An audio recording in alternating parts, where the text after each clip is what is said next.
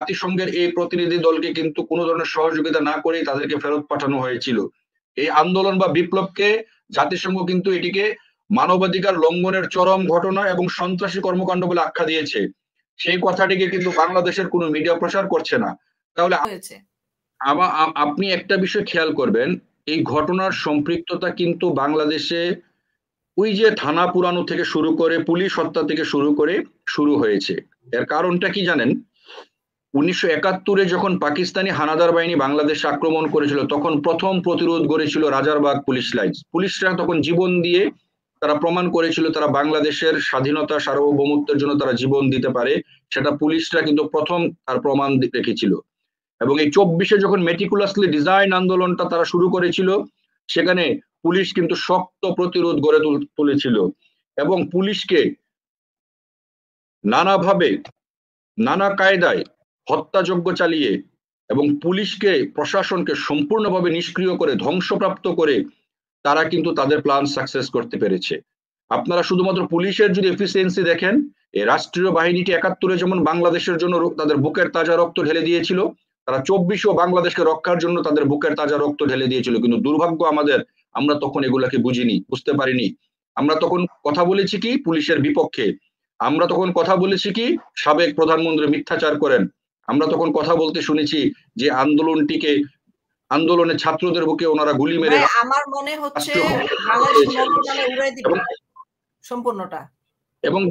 এবং দেখেন শুধু কি তাই, এই যে গতকালকে তো বড়দিন ছিল, আপনারা জানেন যে বান্দরবনের লামাতে আপনার খ্রিস্টান সম্প্রদায়ের প্রায় 17টি বাড়িঘর আগুন দিয়ে জ্বালিয়ে পুড়িয়ে দেওয়া হয়েছে।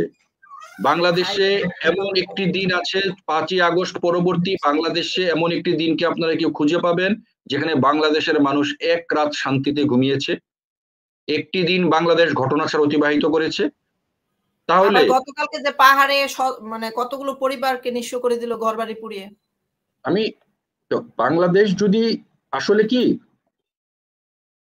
মোট কথা বাংলাদেশকে জ্বালিয়ে পুড়িয়ে ছারখার করে দিয়ে বাংলাদেশকে তারা যে একটি নতুন রাষ্ট্র বিনির্মাণের কথা বলছে না, সে নতুন রাষ্ট্রটি হবে কি জানেন? বাংলাদেশের সবকিছু ধ্বংস করে দিবে তাদের। কারণ ধ্বংসস্তূপ না হলে তো নতুন কিছু জন্ম হয় না, এক পুরাতনকে ধ্বংস করেই তো নতুনের জন্ম হয়।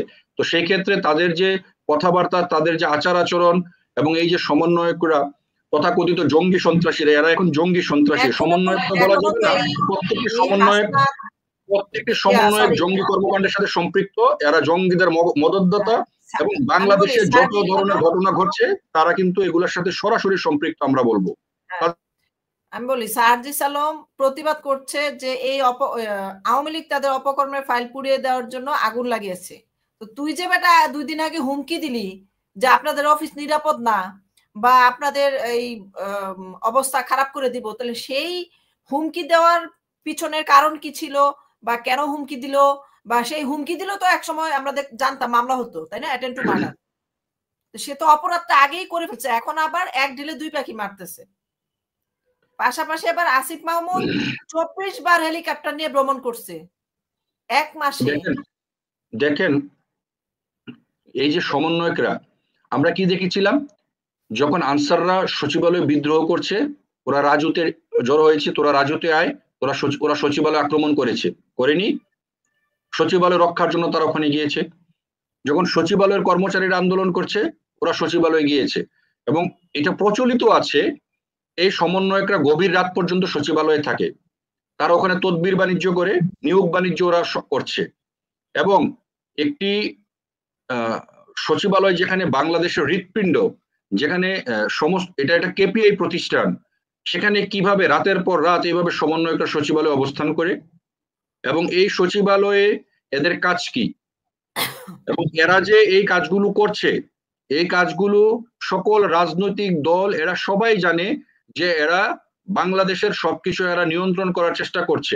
আপনারা দেখবেন গত 2 দিন আগে আপনার ক্যাডার নন ক্যাডাররা তারা একটি আন্দোলনের ডাক দিয়েছে, যেখানে 64 জেলার ডিসিরাও এটার প্রতিবাদ জানিয়েছে এবং যেখানে ওই যে আপনার ডিএস হতে ডেপুটি সেক্রেটারি হতে গেলে যে 50 নাম্বার পেয়ে পাস হতে হবে, সেটার বিষয় নিয়ে কিন্তু সচিবালয়ে ইতিমধ্যে একটি উত্তেজনা বা অসন্তোষ বিরাজ করছে। এবং সেই উত্তেজনা এবং অসন্তোষকে বিরাজ করছে, তাদের ভয় আছে। আপনাদের মনে আছে যে যখন আওয়ামী লীগের সাবেক স্বরাষ্ট্রমন্ত্রী ছিলেন মহিউদ্দিন খান আলমগীর, উনি যখন আমলা ছিলেন এবং বেগম খালেদা জিয়ার বিপক্ষে যখন বাংলাদেশে আন্দোলন হচ্ছিল, এই মহিউদ্দিন খান আলমগীরের নেতৃত্বে কিন্তু তারা এই সচিবালয়ের সচিবরা বা সমস্ত আমলারা কিন্তু জনতার মঞ্চ করে তারা ওখানে এসে যোগদান করেছিলেন এবং পরবর্তীতে বেগম খালেদা জিয়ার সরকারের পতন হয়েছিল। এবং আমলারা যখন একটি আন্দোলনের ডাক দিয়েছে এবং সেখানে যখন সমস্ত আমলারা সম্পৃক্ত হয়েছে, তারা তখন এই আন্দোলনটিকে ভিন্ন খাতে প্রবাহিত করার জন্য তারা সচিবালয় ন্যাক্কারজনক ঘটনা ঘটিয়েও থাকতে পারে, সেটা এখন তদন্তে বেরিয়ে আসবে। এখন এই তদন্তকে আলুর মুখ দেখবে কিনা সেটা আমরা জানি না। এবং এই তদন্ত নিয়ে যখন আজকে সরকারের উপদেষ্টারা মিটিং করেছেন এবং সেখানে যখন বেগম আমাদের পলিথিন উপদেষ্টা আপনার সৈয়দা রেজওয়ানা হাসান যখন উনি এসে প্রেস ব্রিফিং করেন, দেখা যায় সে প্রেস সচিবের চাকরিটাও করে।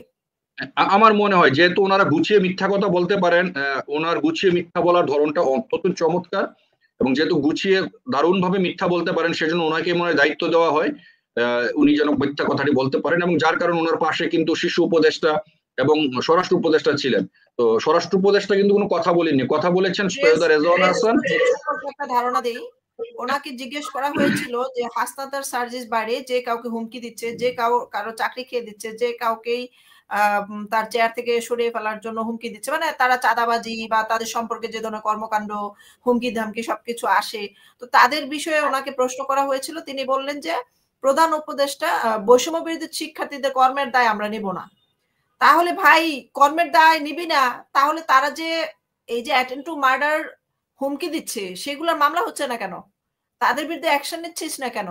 প্রকাশ্যে তাদের সহ সমন্বয়করা প্রকাশ্যে বড় গলায় বলছে যে তারা যেভাবে চাঁদাবাজি করছে এবং আগে যে দুর্নীতির কথা বলা হতো তার চেয়ে অনেক বড় আকারে দুর্নীতি হচ্ছে, এখন পদ বাণিজ্য হচ্ছে, বিভিন্ন জায়গায় মামলা বাণিজ্য হচ্ছে সারা বাংলাদেশে। কই এরা যে চাঁদাবাজির অংশ সারা বাংলাদেশ থেকে টাকা কামাচ্ছে এবং সবকিছু প্রকাশ্যে তারা বলছে, কই তাদের বিরুদ্ধে কোনো অ্যাকশন নিচ্ছে না? তাহলে তাদের দায় সরকারের না, এটা কিভাবে এড়িয়ে যায়? এখন তাদের বিরুদ্ধে অ্যাকশনটা কে নিবে? যেখানে প্রধান উপদেষ্টা তিনি বলেছেন তার নিয়োগকর্তা হচ্ছে ছাত্ররা। এখন ছাত্রদের যিনি তাদেরকে চাকরি দিয়েছেন তাদের উপরে ওনারা কি অ্যাকশন নেবেন সেটা আপনি বলুন আমাদেরকে, কারণ ওনার নিয়োগ করতে তো ছাত্ররা। যখন ওনারা বলেন যে আমাকে আমার কথা না শুনলে আমি চলে যাব, তো উনি চলে যাক। তিনি তো বলেছেন যে আমার কথা যদি না শুনেন আমাকে বিদায় দিয়ে দেন, আমি চলে যাব। তো তিনি যাচ্ছেন না কেন?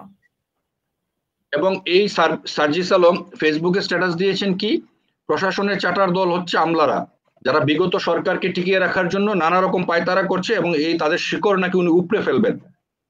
তো বাংলা একটা প্রবাদ আছে, লেজ নাই কুত্তার বাগানাম, ঠিক আছে? এই সার্জিস আলমরা, এই হাসনাত আব্দুল্লাহরা সচিবদেরকে উপড়ে ফেলবেন, বাংলাদেশ আমলাদের উপড়ে ফেলবেন। ভাই আপনারা তো বাংলাদেশের বিভিন্ন জায়গায় যে ছিনতাই হচ্ছে, অস্ত্র হাতে অস্ত্র সহকারে যে ছিনতাই হচ্ছে, সেই অস্ত্র থানার লুট করা অস্ত্র পাওয়া যাচ্ছে। তাহলে ছিনতাইকারীদের হাতে লুট করা অস্ত্র গেল কিভাবে? এই যে বিপ্লবের নামে যে গণভবন লুটপাট করা হলো, বিপ্লবীরা তো আসলে লুটপাট করার কথা না, কারণ বিপ্লবীরা তো চোর হওয়ার কথা না। এখানে যতজন মানুষ বিপ্লবে অংশগ্রহণ করেছিল ম্যাক্সিমামই চোর। যারা গণভবনে ঢুকে গণভবনের একটি ফুল হাতে নিয়ে ওখান থেকে বের হয়েছে তাদেরকে আমরা বলবো যারা চোর, কারণ রাষ্ট্রীয় সম্পদ ছিল। রাষ্ট্রীয় সম্পদটিকে কিভাবে ধ্বংসলীলায় পরিণত করা হয়েছে আপনারা সকলে জানেন। এবং গণভবনে প্রধানমন্ত্রীর প্রোটোকলে যারা ছিলেন এসএসএফ, স্পেশাল সিকিউরিটি ফোর্স, তাদের যে ওখান থেকে তারা কোনো ধরনের তাদের সরঞ্জামাদি নিয়ে তারা বের হননি।